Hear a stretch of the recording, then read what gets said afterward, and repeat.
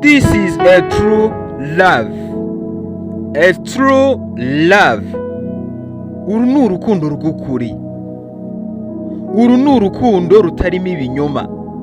Uru ni urukundo rutarimo kubeshya. Uru ni urukundo rw'ukuri.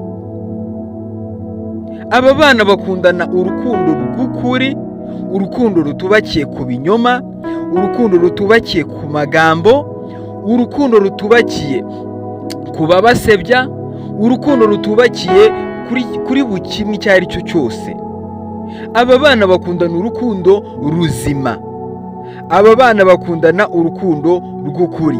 Iribagiza akunda Cyusa urukundo rumwe rw'umwimerere utasanga ahandi, utasanga na buri mukobwa uwo ari we wese.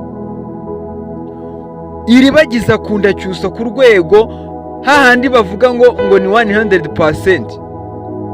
No, nje mba mbona ari nk'igihumbi ku gihumbi, cyangwa se byaba byinshi bikaba nka miliyoni kuri miliyoni. Sinzi uko nabivuga.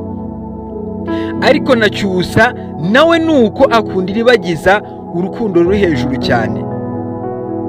Mu yandi magambo, byarenze umupaka kuba urukundo rwabo ruri hagati yabo rukomeza kuganza, rukomeza kwaka umuriro. Ariko mbibutse neza, nubwo urukundo rwabo rukomeza kuganza rwaka umuriro, hari abatabyishimiye, hari abatabishaka, hari abakomeza kuryana inzara, hari abakomeza guhonda agatoki ku kandi babacira akobo Imana ica kanzu. Hari abanzi bahari, ariko urukundo rwabo ni urukundo rwubakiye ku kuri, ni urukundo babanje gusasira, ni urukundo babanje gucukura, bubaka imisingi kugira ngo barwubakire. Aba bana urukundo rwabo ni urukundo ruzima, ruzaramba, kandi uko byagenda kose urukundo rwabo rugomba kuramba. Imitego iyo ari yo yose Satani yazana, abanzi babo uko baryana inzara uko ariko kose, uru ni urukundo rugomba kuramba ubuziraherezo. Uyu mwana w'umukobwa Iribagiza na Cyusa, urukundo rwabo ni urukundo ruri kwigisha abantu benshi kuba hari urukundo rw'ukuri ruhari, cyangwa se urukundo rw'ukuri rugihari. Ntabwo abantu bose ariko baba bateye. Uyu mwana wacu w'umukobwa Iribagiza yegeye Cyusa aramubaza ati se, ese koko Cyusa, wumva umukobwa ufite umutima, wumva umukobwa utagendera ku magambo, wumva umukobwa utabasha gufata decision mbi ku buzima bwe ngo nuko hagize ibyo yumvishe. Uriya munsi Cyusa aza guhitamo umukunzi, uriya munsi Cyusa aza guhitamo umukobwa yakunze ubuzima bwe bwose, Iribagiza kumva Isimbi avuga ari amagambo ko Cyusa yamuteye inda.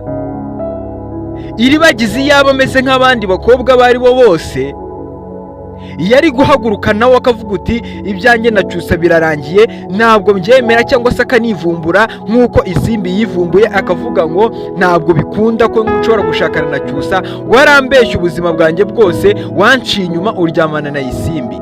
No, ntabwo ariko yabigenje.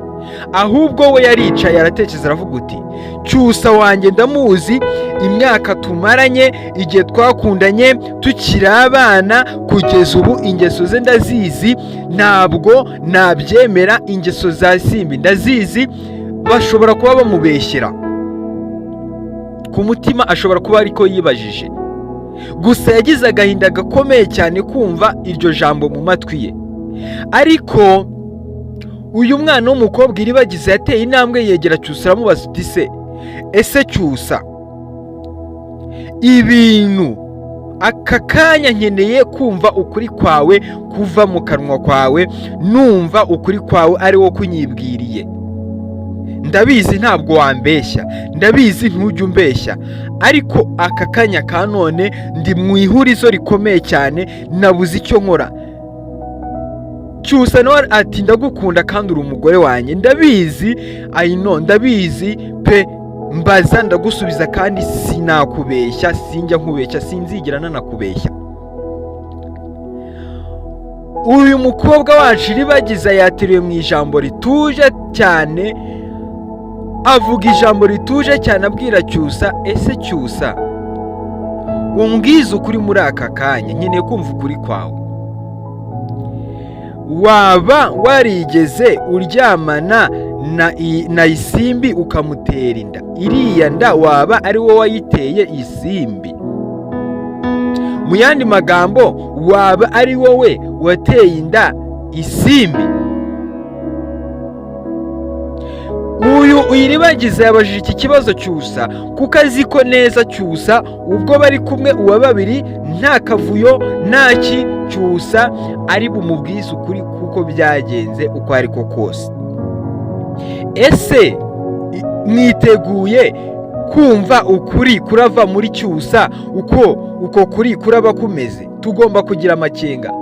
Ese Cyusa ko twabonye mbere y'uriya munsi aza guhitamo, ko twabonye Cyusa aryama akarota umuntu bita Isimbi ari kumubwira uti ndatwite kandi ntwite inda yawe, Cyusa agashidukira hejuru yikanga. Ibyo ko muzi ko twabibonye. Ese uyu Cyusa yaba koko ari we waryamanye na Isimbi akamutera iyi nda? Gusa Imana idufashe igisubizo ari buze guha Iribagiza nikize kuba kimushenguha, kuko Cyusa abaye abwiye Iribagiza yuko ari we waryamanye na Isimbi akamutera inda, Isimbi Iribagiza byamutera ikibazo gikomeye cyane, byamutera ikibazo, byamutera depression, yarira amarira atigeze anarira.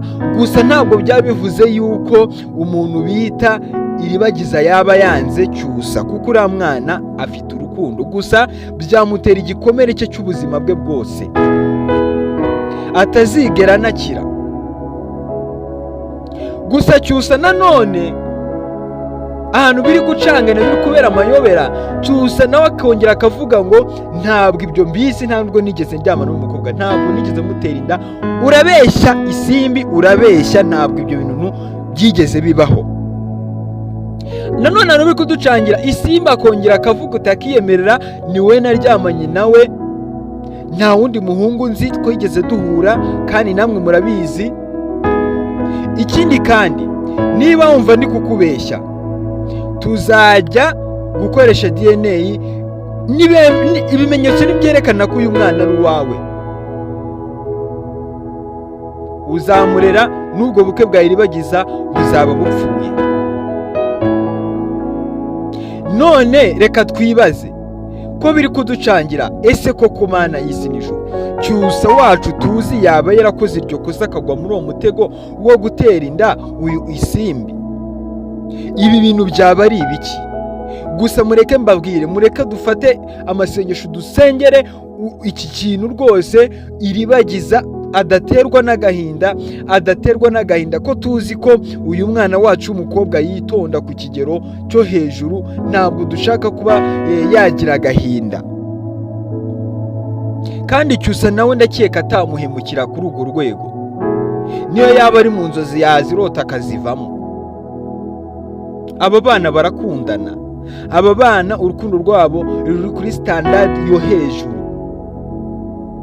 Ku kandi kanya cyangwa se ku rundi ruhande, umuntu witwa Rugema we nawe yakije umuriro, yasaze yasizo, yari kuvuga uti byange binoge, niba koko Cyusa ari waguteye inda, niba Cyusa ari waguteye inda, ntabwo bishobora kubaho ubukwe bwe na Iribagiza, ko bushobora kuba, ntabwo bishobora gukunda, ntabwo bishobora kubaho. Cyusa agomba kugutwara, iki cyaba ari igisebo mu muryango. Umuntu bita uyu Rugema yasaze, yavuze uti ntabwo bishoboka. Isimbi, ibi bintu wakoze, wazanye igisebo mu muryango wacu. Ariko nawe yazanye ikindi gisebo, yakoze amahano, kuryamana na murumuna w'umugore we. Ntabwo bibaho.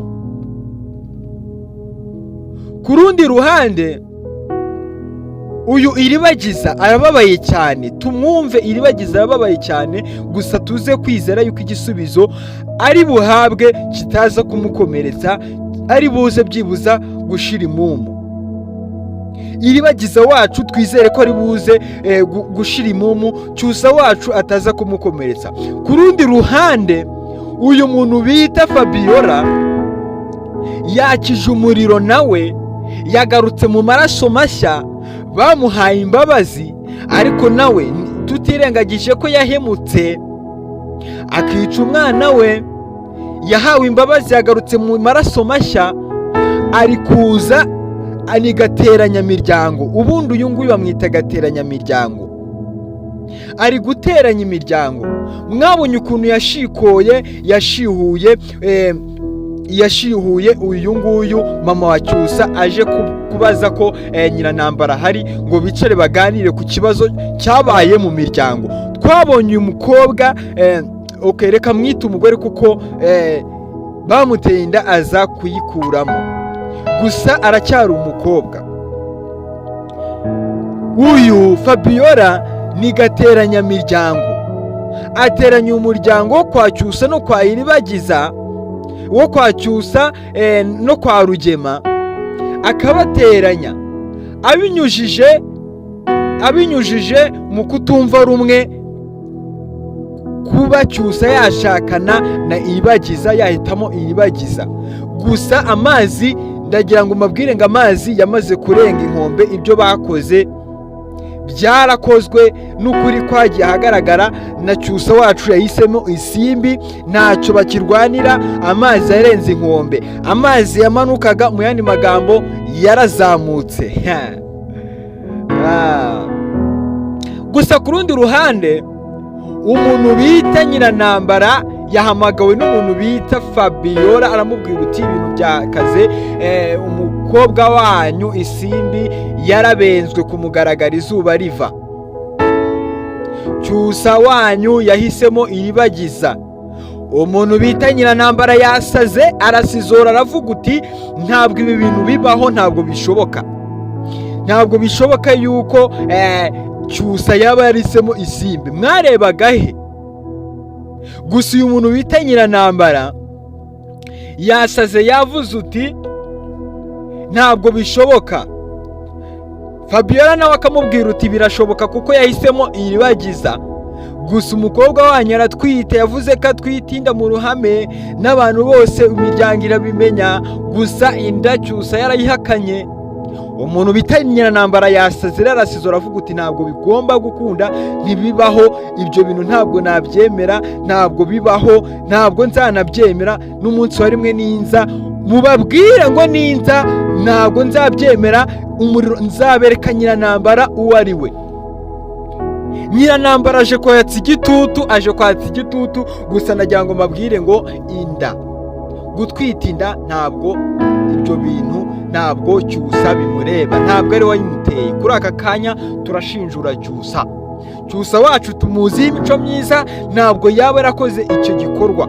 Ahubwo simbi ashobora kuba yarakatiye nk'ahandi hantu, akajya mu rundi ruhande bakamutera inda, agakora agakoryo ko kugira ngo afate Cyusa amugwishe mu mutego, azaba ari wahitamo. Gusa ariko byararangiye, Cyusa yamaze guhitamo, byararangiye. Uko byagenda kose, niyo yaba atwite impanga 375, ntabwo icyo ngicyo cyakora ko Iribagiza wacu agomba kubana na Cyusa. Uyu Fabiola rero gateranyamiryango nawe ari guteranya, avuga uti rwose kugira ngo byibuze Nyirantambara yongere angarurire icyizere, reka mpaguruke ngwanirire uyu mukobwa we kugira ngo Nyirantambara yongere anyizere nk'umwana mu rugo, reka nongere mpaguruke nshore imizi rwose, ngarura icyizere. Ariko icyizere cyararangiye. By the way, uyu nguyu Iribagiza yamaze gutsindira Cyusa, umutima wa Cyusa arawufite. Aba bana bafite urukundo ruryoshye. Uko byagenda kose, Imana iri kumwe nabo. Imipango yose mwapanga ntabwo izabafata, ibintu byose mwacura ntabwo bizakunda. Imana iri kumwe nabo, kandi Imana iri kumwe na Iribagiza na Cyusa. Nongere mbivuge, intambara baciyemo ni nyinshi, imitego batezwe ni myinshi, ubugambanyi bagambaniwe ni bwinshi. Ntabwo uyu munsi wa none imitego batega niyo iruti ya mbere. Babateze ibirozi barabicika. uyu mwana wacu w'umukobwa iribagiza n'uyu mwana wacu w'umuhungu witwa Cyusa tubasengere. Reka twibaze ko igisubizo ari butange kitaza gukomeretsa